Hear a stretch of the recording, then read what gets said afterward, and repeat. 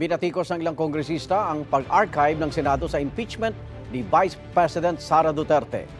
Naniniwala naman ang ilang senador na patay na ang kaso kahit sabihing pwede pa itong buhayin. Sa gitna ng mga diskusyon, nag-aanda pa rin ang defense team ni Vice President Duterte.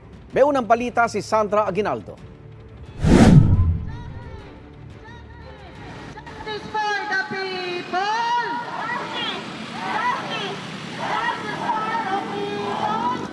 Protesta ang isinalubong ng iba't ibang grupo. Isang araw pagkatapos i-archive ng Senado ang Articles of Impeachment laban kay Vice President Sara Duterte. 19 na senador ang bumoto pabor dito, kabilang si Senate President Cheese Escudero. Let history, Mr. President, record that in this moment, we chose the Constitution. We chose the rule of law by defending the integrity of the Supreme Court and maintaining the system of checks and balances under our Republican system of government. To the House of Representatives, I say, do not allow yourselves to be used for the blind hatred and ambition of a few who did things haphazardly, gravely abused their discretion, and violated due process rights under the Constitution. The Senate is not your playground. 4 naman ang hindi pumabor na i-archive ito, sina Senate Minority Leader Tito Soto, Senadora Riza Ontiveros at mga miyembro ng mayorya na sina Senador Kiko Pangilinan at Senador Bam Aquino. Nag-abstain naman si Senador Panfilo Lacson. In-archive ito ng Senado alinsunod sa ruling ng Korte Suprema na null and void ang Articles of Impeachment sa simula pa lamang dahil labag ito sa 1-year bar rule at may mga hindi nasunod sa proseso ng Kamara. Ano nga bang ibig sabihin kapag sinabing ng archive ang Articles of Impeachment? Ayon sa ilang senador, para itong itinabi na pwedeng ilabas o buhayin muli. Pero para naman sa iba, mistulang patay na ang impeachment. I know for a fact, once it is archived, it is dead. Yes, it's dead, but it's not really buried. But yes, it's dead. In effect, because it's in the archive, but sabi nga ni Justice Ascuna, pwede na mahugutin pa ulit kung magbago ang Korte Suprema. Pag in-archive, kahit hindi pa patay, napakahirap ilabas sa archives.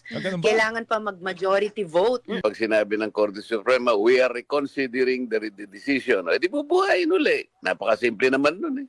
Ang pag-archive ng Senado sa Articles of Impeachment, binatikos ng ilang kongresista. Hindi po ibig sabihin dahil immediately executory, final na. Kasi nga, meron pang motion for reconsideration. Nakakahiya ang desisyon ng Senado. They chose to surrender their independence and willfully abandon their constitutional mandate. The Senate decided to become a Duterte Senate. These senators will go down in our Philippine history as cowards, mga senaduwag. Tinawag naman ni House Speaker Martin Romualdez na paglilibing ang naging hakbang ng senador.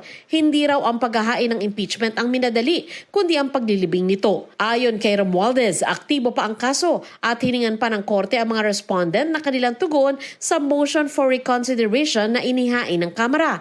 Pagpuna pa ni Romualdez, binato raw sila ng mga personal na pag-atake at akusasyon at pangmamaliit sa kanilang constitutional duty para palabasing paglalaro lang ito sa kapangyarihan. Hindi lang daw ito unfair, kundi mapanganib din dahil pinahihina nito ang tiwala ng publiko sa checks and balances sa isang demokrasya.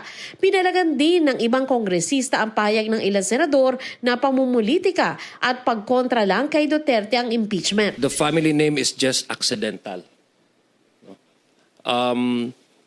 Alam po natin yan at kailangan po as public officers, we need to make ourselves accountable. Ano nga ba ang susunod na hakbang ng Kamara? Antayin po muna natin ang resulta ng MR. Para sa amin, hindi pa po tapos yung laban.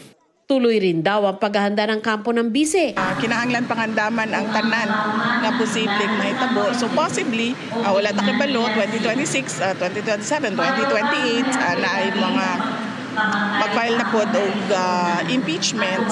That will be another opportunity to answer.